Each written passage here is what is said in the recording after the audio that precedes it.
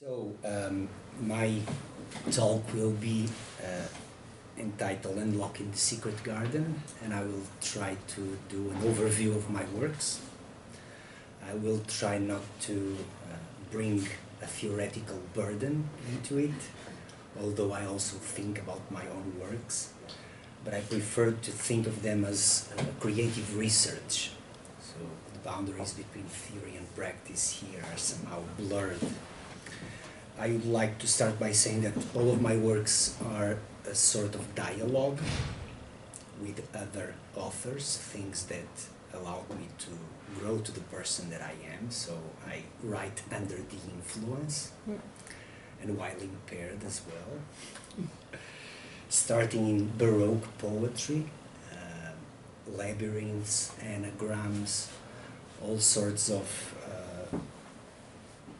visual pattern poems which were not very well known until recently. So there's an untold history that I tried also to contribute to. Fernando Pessoa and the idea of having several heteronyms writing for him. This is one of my favorite quotes from Álvaro de Campos, which actually tells a lot about virtuality and hypertext. All that I was, all that I was not, all that is part of me. All that I wanted, all that I did not want, all that forms me. As much as I loved or did not love is the same yearning in me. So, virtuality and indeterminacy, which is one of the most important performative procedures of my poems, actually is well articulated in this fragment of Fernando Pessoa. Then, of course, the garden of the forking paths, the idea of the sand book, or Pierre Menard, author of El Quixote, Mallarmé, the idea of the meta book, a book that integrates all possible books, but also the idea of constellation and labyrinth that we find, the erasure, the deletionist that we find in computer performativity, and also poex, experimental poetry. There's an expression in Portuguese which goes vestir a camisola, to dress the shirt, and I actually and literally do that. So it's one of my works was to contribute towards the dissemination, the organization of this untold history of concrete visual and sound poetry, which pretty much influenced my own work. This is the possible celebration for the carnations. This is a work by Antonio Barros, the author of this t-shirt as well. And 2 years ago, April 25th, celebrated its 40 years. So Antonio Barros has created 40 black carnations with concrete poems printed on them, playing with the words people, poorness, country, which is patria. All these start with a P. And one of these black carnations was actually sent to the National Assembly. But also this recovering of Baroque labyrinths, for instance, in the work of Anna Hatherley. She actually did her PhD here at Berkeley. Small boxes with hidden and shredded books, and one tape of sound poetry, and for us to play this tape we need to destroy the object. So all these experiments in the expansion of literariness are part of my canon, so to speak, and that's what informs my own poetry. Then of course there's the computer thing. And it's an important part of it, not all of it, but an important part of it. And again, there's also an untold history of computer poetry, which I tried to recover. This is, for instance, one combinatory poem by Pedro Barbosa, programmed and with an output coming out in the 70s, early 70s, and it's called Porto, my own town. And also because I'm a workaholic, I'm always writing, always thinking, always moving.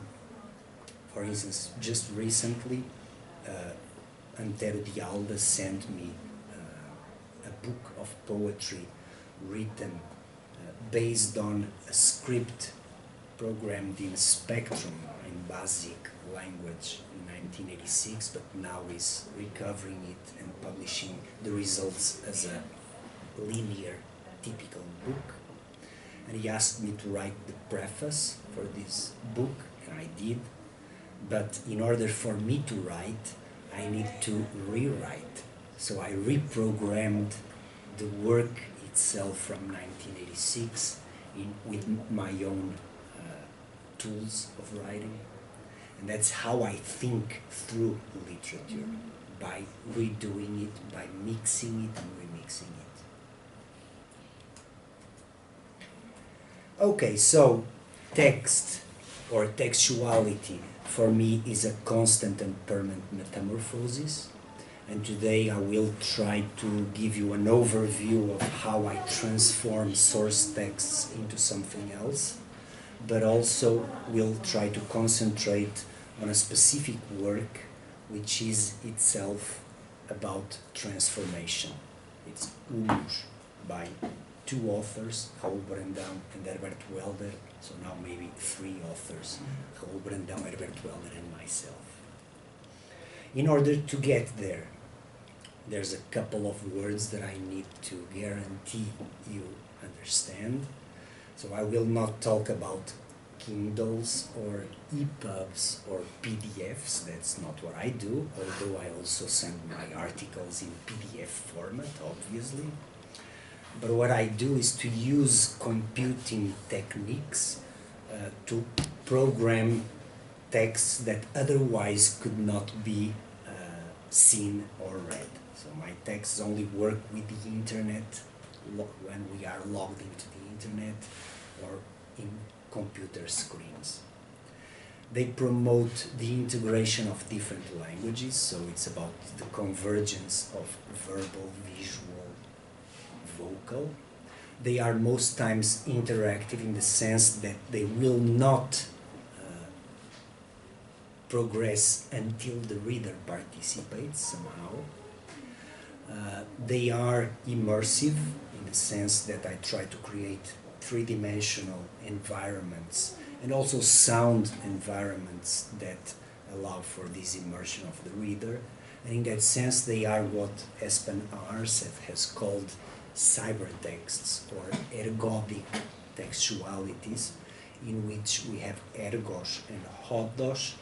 There's a certain amount of work, non-trivial work that the reader needs to perform, and there's the labyrinth with certain options that the reader needs to choose. So I see the computer, and I use the computer, to use the words of my own professor Pedro Barbosa, as a complexity telescope. Okay?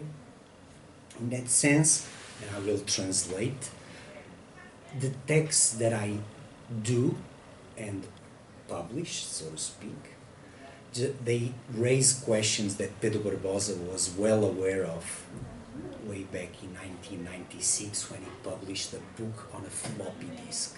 And he was questioning us, saying or asking, the texts that the reader have in their hands, they do not exist as texts, meaning that they are imponderable. They are virtual because they are not fixed texts. They need to be activated by a certain software, by the performativity of the software, And in that sense, we are dealing with a new notion of text. One that goes back to Mallarmé, Jorge Luis Borges, the labyrinths of the Baroque visual and pattern poetry. So there's a blurring of boundaries, and all boundaries are constructed, humanly constructed. Here we have literary genres, languages, textual typologies being their frontiers being erased. So in that sense, I believe that this is not the end of literature or even the literary. Actually, it's an opportunity for us to revisit the materiality of literature itself and the materiality of the book, because it's in artists' books and in visual poetry and in some experiments like the Oulipo experiments by Calvino or Raymond Queneau that we find the material and the aesthetic antecedents of electronic literature. Okay, so ideogram, labyrinth, palimpsest, constellation, all that is used by myself in a process of rereading and recoding. So I do a kind of a reverse engineering of authors that I fall in love with. What I try to do is to approach my own reading of these texts and extract a certain literary algorithm, trying to understand what I am reading and trying to see if there's something that I could program, and after programming it, I would create a kind of a virtual author of what I read. So it's a dialogue, and it's a dialogue that should be connected to what the Brazilian concretists have called plagiotropia, a concept that I like to use myself to describe my works. For instance, in Amor de Clarice, and love is an intentional concept here, the dialogue of someone that falls in love with, right? And this is one of my first experiments. I have taken words, metaphors from a short story by Brazilian author Clarice Lispector, and then I have started animating them, integrating sound, then later a little bit of video fragments. And so my idea was to bring Clarice's work into what we could call a hypermediality, an integration of multimedia and interactivity. Networking is also an important aspect of my work, and here you also see that in the sense that this is a collaborative, a team work, so to speak. The name of the author usually is mine, but I always give credit to several other co-authors, including people working with the sound, the video, the voice of the actor, some programmers, not here in this case, but later I developed a software with my good friend Nuno Ferreira. So it's a team work, one that promotes networked intelligence, so to speak. Amor de Clarice took me 5 to 6 years to write. So as you can see, either I am too lazy or slow, or these things actually take a lot of time to do. And I try to approach my dialogue with Clarice, articulating this dialogue in a metaphor which goes like, on the background, the palimpsest, you have Clarice's text, which is illegible, unreadable, and it's on purpose, overlapping, not interactive, with many different colors. And then on the foreground, you have my own appropriation of some words of course that are in the dictionary, but which were inspired by Clarice. And there you can act as a kind of a text jockey. By clicking on the words, you hear the sound of them. By moving and dragging them around, you can create your own visual constellations. the text itself was written as a meta-reflection on my own process of adapting Clarice Lispector. So all of these words that I have chosen, they explain the procedure itself. So in a certain way, I integrate two different logics. One that comes from semiotics and literary theory, and the other one that comes from information technologies and computational tools. And that is why Generative, in his palimpsests book, talks about hypertext and hypotext, the quoting text and the quoted text, which means incorporation, intertextuality, derivation, transformation processes. But I also adopt the concept by Ted Nelson of hypertext, the same that we see in HTTP, hypertext transfer protocol. And in this case, we have relation and anchoring and reference. So it's actually, here we see the interdisciplinary nature of electronic literature, computational text. So, in some other poems of Amor de Clarice, I have included short fragments of video created by Ana Carvalho, and the sound that you hear, and which could take long time to appear, it is being generated from a database of thousands of sounds, actually, with recordings of actors reading, or one actor, Nuno M. Cardoso, reading the short story and other fragments of Clarice Lispector. The idea was already to create a kind of a labyrinth, a verbal-vocal-visual labyrinth, in which readers can reappropriate, in this case, Clarice Lispector, or if they do not have the reference, to enter one other text, a new form of textuality. Okay? So this plagiotropia is a form of translation, and translation is the key word for our own time and for new media textuality. I also try something that I call critical expansion, and I'm aware of how dangerous that is, because in a certain way what I'm trying to achieve here is a new form of talking about texts, and myself being a literary critic, I have some responsibilities in the field, but I prefer to use the idea of the palimpsest in the sense that we have layers of texts always coming to the surface and then disappearing. And that is what Humus by Brandão and Elder clearly articulate. So here you see how I use a certain source text, I recode it into something else, but then I program my own text to be animated with the vocabulary or other vocabularies by the original author. So I mean, it's things on top of things and changing, constantly changing and shifting, okay? Shifting textualities. Just a little bit for the record. So for instance, I'm not going to play a lot because time is our enemy.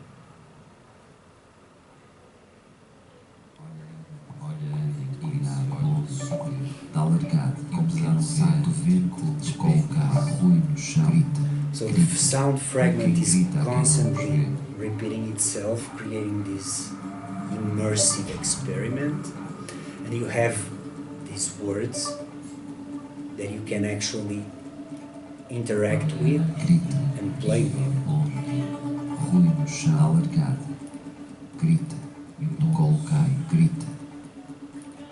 Oh, they say it as you click on it? Yes. But the idea is for you to understand that it's not a linear text. Poetry is never linear. So you can actually create different versions just by listening to the same thing. Because then you also have the sound. Some of them have videos, so I'm just randomly choosing stuff. But the videos themselves, they were integrated with a script that forces them to change the timeline. So the computer is having a lot of work here because he wants to just follow linearly, but I do not allow it to do so. And again, it's, see, the short story by Clarice slowly appears if you are patient enough. So a reader may just simply move to the next one, that's what many of them do. Or you can just stay and some things will appear as a compensation, so to speak. Okay, then, as I said, I reprogrammed my own text. Difficult to read, yes. The thing is that here you have thousands of possible texts. So this is programmed using software, a script that I have created with Nuno Ferreira called Poemario. And I program my texts in a schema language called XML. So what I do is to animate or feed the text with vocabularies, lists of vocabulary. I will show you one. The thing is that we are dealing with this huge amount of possible texts. That is why I started with Álvaro de Campos, right? Tudo quanto fui, tudo quanto não fui, tudo isso foi. So it's the yes and the no's, they form. And here the reader can actually keep on playing with the text in some iterations, and by changing the syntax, so to speak, I will show you this technique in other examples, the amount of possible texts is decreasing. We will come back to this. Okay, then another dialogue that I have created with this idea of variability, which is my big question, is how can we deal with something that is performative, that is happening for the first and the last time, right? The impermanence, just like with life. I mean, we make our own choices and we cannot do Control Z, undo, right? Those were our choices. So my texts, they also use this as a pressing question. And in this case, I started working with scripts by other authors and with the idea of sound databases. I collected and recorded hundreds of thousands of metaphors and metonyms that I created, that I have written based on a work by Flor Bela Espanca. And the idea again is to make this kind of textual machine. Of course that these fragments and this generative animation, which always provides for different iterations, different results, raises a lot of questions and bothers people, because we were raised in libraries. I still love libraries very much, and books too. But we have this culture, and this culture is the culture of the permanent, the fixed form, what we may call the literary. And here we are dealing with the performative. And performance has always been a radical form of art for some reason. So my works, they are more into fluxus, ideology, than with the literary inscribed in the concept of the bookstore or the library. So they cannot, this variability, it cannot be fixed. Because if I fix it in a video, for instance, I can do a video recording of my own interaction with the poems, it will be one reading among many possible readings. So it's cheating, right? So in a certain way, this work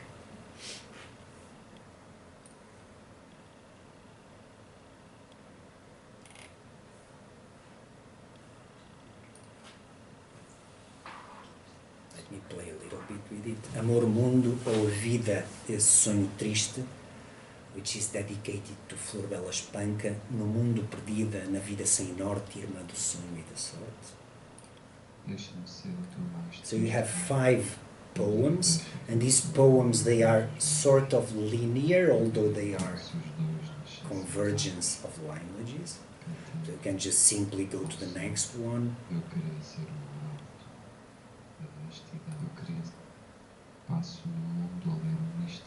Yeah, let's leave this one. And then you can load layers of poetry, I call them. Media, you may prefer to call them. And these layers, they are always randomly generated with visual poems, sound textures. So if you load them and unload them, you have the experience of impermanence. Let's do it. As you will see, there will be new sounds coming. And you already have, like here, branca e fria, pálida e triste. But if I remove this layer and add it again, it will be a different iteration. The idea here is that the reader can have multiple possibilities to show and hide. And eventually, the screen will be filled with different poems, becoming black. So it's not the Livro de Arena, but it's something like that. I have another question. Yes. How long did it take you to make this one? This is really interesting. All of them take a lot of time, Yeah. right? But the thing is that, again, I have used music and sound by other authors. Mm-hmm. The most important script here is an action script by Jared Tarbell, so it was already done, and it's the most difficult part. And then me writing and putting it all together, a couple of years. Okay. Working a lot. A lot of work. But then the interesting thing is that we are not doing something that is permanent or fixed. We are creating the conditions for the generation of textuality. Okay. So, I mean, we become kind of pseudo-gods, right? Like controlling how things will generate things. Yeah. It's a meta-poetry, okay? This was translated to Chinese, for instance, and translating this type of poetry is very interesting because you have to translate the actor reading, the characters, the scripts, the sound, the videos, in case they exist. Okay. Then I started making an experiment with bringing together words and texts by different authors. In this case, I have programmed some text by Sofia de Mello Breiner Anderson and have fed these texts with the vocabulary of Lewis Carroll. So my experiment here was how poetry stands a fight against narrative. The narrative is wonderful, but poetry in terms of language is much more delicate. So in a certain way what happened is that Lewis Carroll destroyed the poetry of Sophia.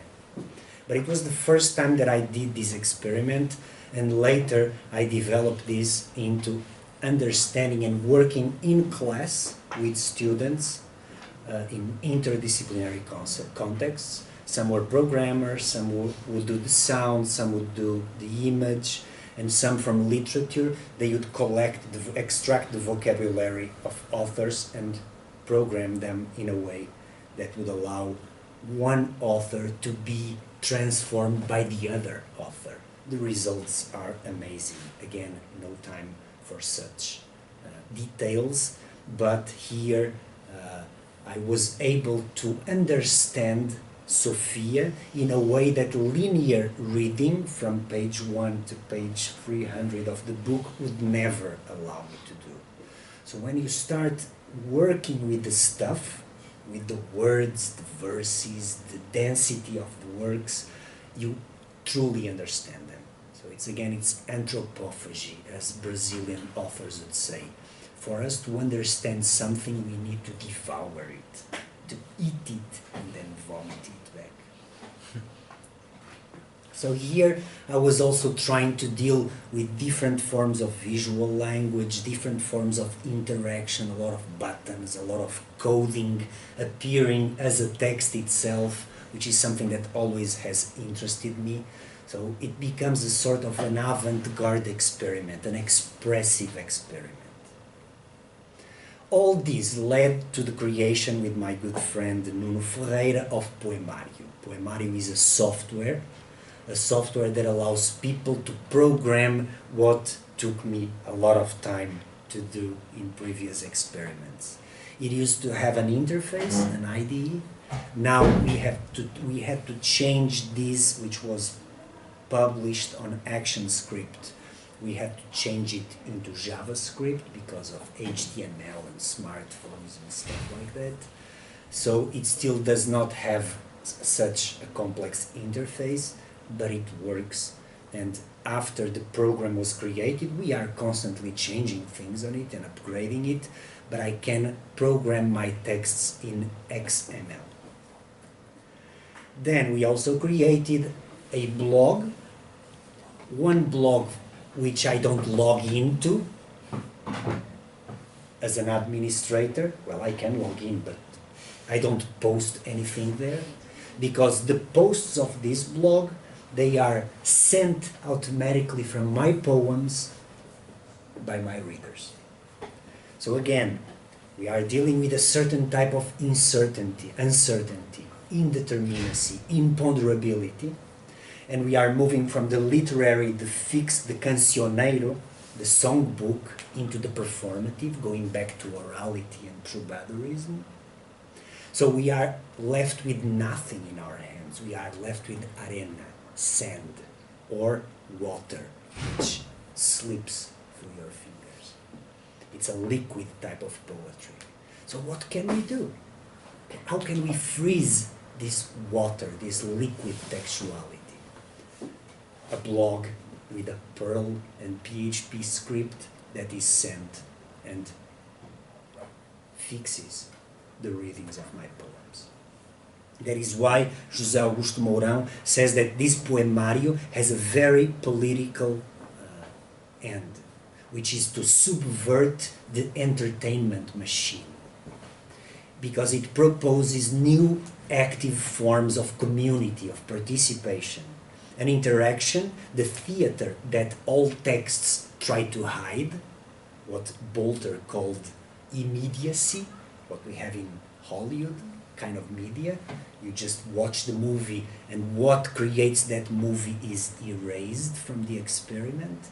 Here you have hypermediacy.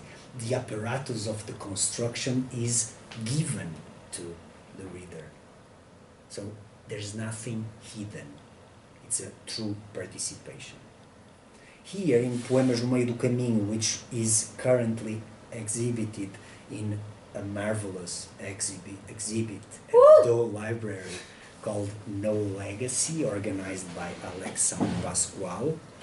Poemas no Meio do Caminho already integrates all of these previous techniques into something else more. So here I think it was published also in the electronic literature collection.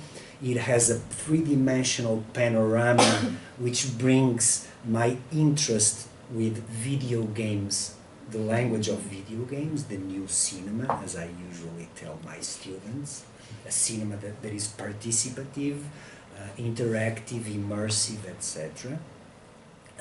Again, you still see the metaphorical construction of the interface. Below, you have the words, the lexicon.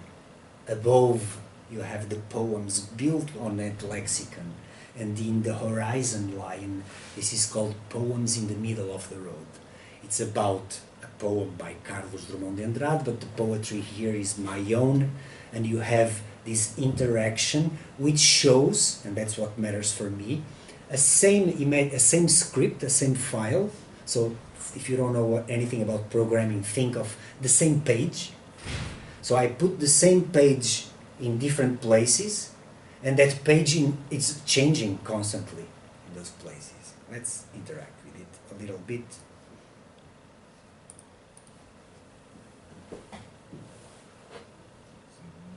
So this poem here, motivo, uma transcrição opaca do referente, um adágio obscuro e subtil no meio do caminho para abraçar, is actually the same page of the book, here, here, here, and here.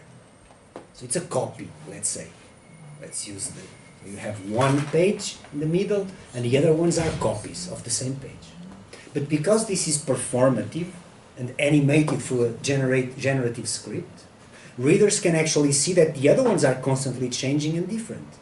Desafio para respirar. Rasto para imaginar. And so you interact with this panorama of poetry being generated for you. Some of them you can interact with, some of them you cannot. And then you can move from one panorama to another panorama. The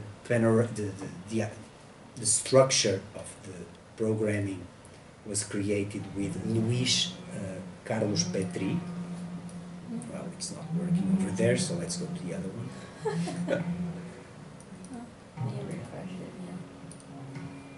Well, never mind. So, here you can see that there's also a different version of the same poem, the same files, but here following the codex structure. So you have the same poems, but now something else is revealed to the reader, right? Given to the reader. You have the poems in different pages, and for instance you have homem aquece o fruto da terra, entristecendo a cor pálida do rumor, instala mecanismos celebrando o princípio da máquina, and you have this amount of poems inside that small poem. Why is that? Because you can click on the words and you change the lists of words that animate the poem. This is randomly generated. But more, I provide the reader with the possibility of accessing the list of words themselves. So, by control clicking, you can see which words are being used in this animation. You can delete words. You can add your own words. Save the list. And therefore here you will only have the words that you have added. So as you can see, we are dealing with a great amount of imponderability, virtuality, impermanence. So again, the blog, and of course my internet had to disappear. That's why it didn't load. Okay, back to it. So now I have given the opportunity for readers, if they like this, it will never happen again unless they print screen, which is kind of weird to have a poem on an image, or of course copy-paste into a Word document, but to have it in the shared community, you can actually click here, introduce your name, Rui Cal, okay, and the blog, which lives on the present, its last post was sent by me from a poem, Segredo e Acorda by Rui Cal, as you can see over there, April 25th, verso acorda ao exílio da presença, which was what I have chosen. Okay? So, I know that we never have the time that we want to. Some of my works are very political. I work with advertisements and manipulate advertisements. Now I'm working with propaganda, touristic propaganda. So I have done that too, using the language of advertisement. But the thing that truly gave me more pleasure to do, because I started this in 1997 as my master's thesis. And then I continued without computational tools. So, Humus is a work by Raul Brandão from 1917, which has 3 versions, so it's fragmentary itself already. Then Herberto Helder took sentences of it and created Humus Poema Montagem, and he says that the material is words, sentences, fragments, images by Raul Brandão, and his rules were freedom. And then I reprogrammed this and I created the Humus Poema Continuo with the full vocabulary of Raul Brandão's works. So you have billions of Humus Poema Montagem. This was a thesis that ended up as a book because I found the original texts as they were recreated by Elder, and so the intertextual dialogue, I have published it on a book called Herberto Helder, Leitor de Raul Brandão. These three Marias, it's just a personal joke, they are not the three Marias, a very important group of women authors from Portugal, but they actually are Maria, the three of them. Maria dos Prazeres Gomes talks about this critical, ludic, transgressive attitude. Maria João Reynaud, talking about Brandão, talks about the inherent possibility of continuous metamorphosis. And Maria Lúcia de Alfarra, a very important scholar in the work of Elder, says that in this case Brandão's text displays the submerged universe whose appeals for restitution and rediscovery were assumed by the still combustive energy of written words, stated and drowned in time. So that's what I try to do. I deal with this. This is how I did it in 1997. With different colors, I memorized the poem and I read the novel 10, 20 times. And whenever I found something, I would say, oh, Pátios de Lajes, it's from page 13, whatever, you know? That's how I did it back then, without computational tools.